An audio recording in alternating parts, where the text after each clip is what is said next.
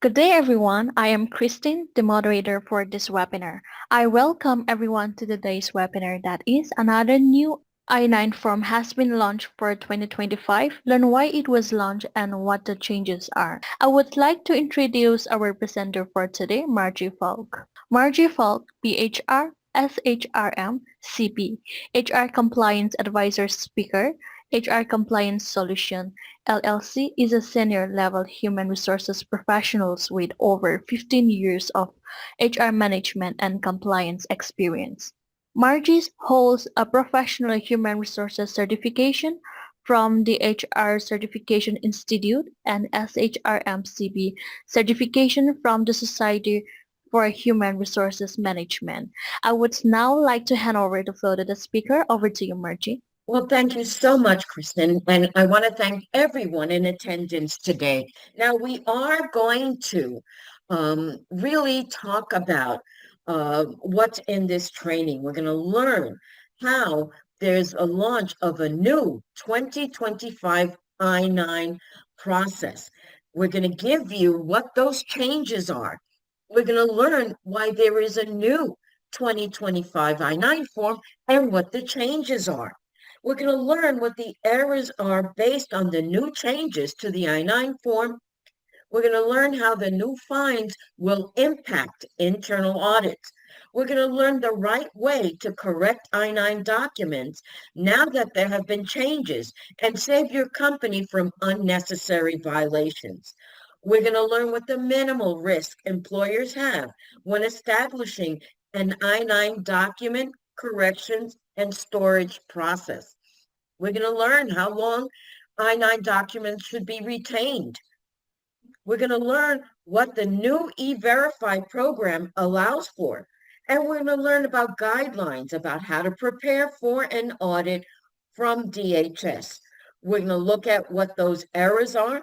We're also going to give you an overview of the immigration enforcement process and why that is linked to I-9 documents. Now, we always have the I-9 form audit, so let's get into the 2025 immigration landscape.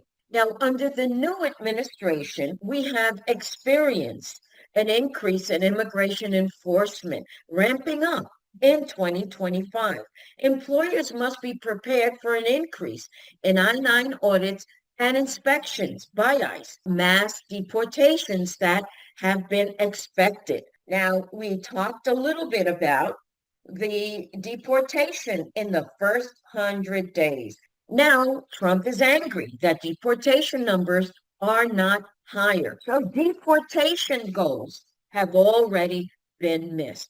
Now we know what was promised, so let's talk a little bit about what's trending. There are shifts in immigration policies expected under the second Trump administration. Now, the overview of immigration, arrest, and deportation, the immigration raids, employer concerns. Now, the shift in targeting immigrants, we talked about workplace raids and arrests. Let's really look at what the steps of a raid is. The raid with force. Now, there's other law enforcement divisions that have joined the Department of Homeland Security. Now, employers have a role during a raid. Raids on sensitive locations. The public responds by supporting immigrants. So the immigration impact obviously has been huge. An example of a raid preparation, best practices. So we know what the role of DHS is. Here's a breakdown of the changes of the new I-9 form. I-9 audits, ICE raids and I-9 form audits. I-9 audits are the silent raid. Let's go into some of those errors. Okay, Section 1, the employee information and attestation. Section 2 is for the employer review and verification. Common errors with Supplement A. Factors to consider with Supplement B. Legal name changes. The next few slides are steps to conduct an internal audit. This is a really special I-9 phase. Pre-planning. Phase 3, Terminated I-9 documents, purging. Phase 4 is your review and correction. The next step is the review and correction. The biggest challenge for employers, storing their I-9 forms. What do you do when a form is missing? Yes, electronic signatures are allowed on electronic I-9 forms.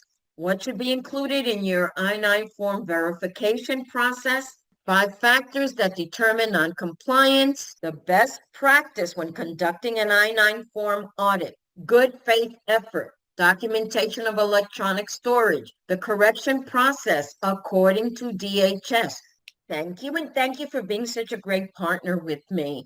I also want to thank everyone in attendance, and at this particular time, I want to wish you luck on your I-9 internal audit project, and I look forward to seeing you virtually in future trainings. And at this particular time, stay safe and so long. Thank you, Margie. That concludes the session for today. Thank you everyone for participating. You may all disconnect now and have a great day.